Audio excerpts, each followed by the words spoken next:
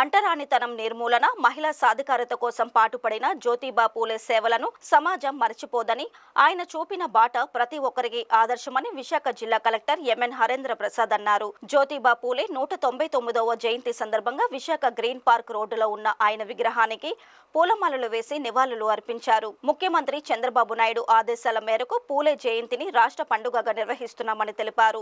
OBC corporation నుంచి యువత జీవనోపాధి పరికరాలను 400 యూనిట్లకు అందజేయనున్నట్లు కలెక్టర్ తెలిపారు. ఈరోజు మహాత్మా జ్యోతిబా పూలే వారు ఒక జయంతి దినోత్సవం సందర్భంగా విశాఖపట్నం ప్రజలందరికీ శుభాకాంక్షలు తెలియజేస్తున్నాను. ఈ కార్యక్రమంలో భాగంగా ఆయన ఒక విగ్రహానికి మనము మర్యాద చేయడం జరిగింది. దాంతోపాటు వివిధ కార్యక్రమాలు ఏర్పాటు చేయడం జరిగింది. ఈరోజు ఆ మహానీయుడు ఒక కాంట్రిబ్యూషన్ని ప్రతి ఒక్కరూ గుర్తుపెట్టుకోవాలి. సమాజంలో అన్టచబిలిటీ లేకుండా మహిళా సాధికారత కోసం కష్టపడిన మొట్టమొదటిగా ప్రయత్నం చేసి ఈరోజు విమెన్ ఎంపవర్మెంట్ గురించి మనం మాట్లాడుకుంటున్నాం. మహిళలు చాలా వరకు అభివృద్ధి చెందారంటే కేవలం ఆ మహాత్మ ఒక కృషి వల్లే.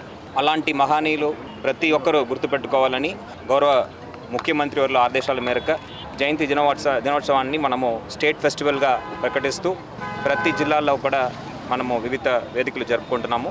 ఈరోజు గౌరవ ముఖ్యమంత్రి వారి ఆదేశాల మేరకు ఓబీసీ కార్పొరేషన్ ద్వారా ఓబీసీ కులానికి చెందిన వివిధ యువతలకు మనము లైవ్లీహుడ్ యూనిట్స్ కూడా డిస్ట్రిబ్యూట్ చేయబోతున్నాము. మన జిల్లాకు దాదాపు 1600 యూనిట్స్ డిఫరెంట్ కార్పొరేషన్ ద్వారా కేటాయించడం జరిగింది. దాంట్లో భాగంగా ఈరోజు దాదాపు 400 యూనిట్స్ గ్రౌండింగ్ చేపట్టడం జరుగుతుంది. నేను ప్రత్యేకంగా గౌరవ ముఖ్యమంత్రి వారికి ధన్యవాదాలు తెలియజేస్తున్నాను.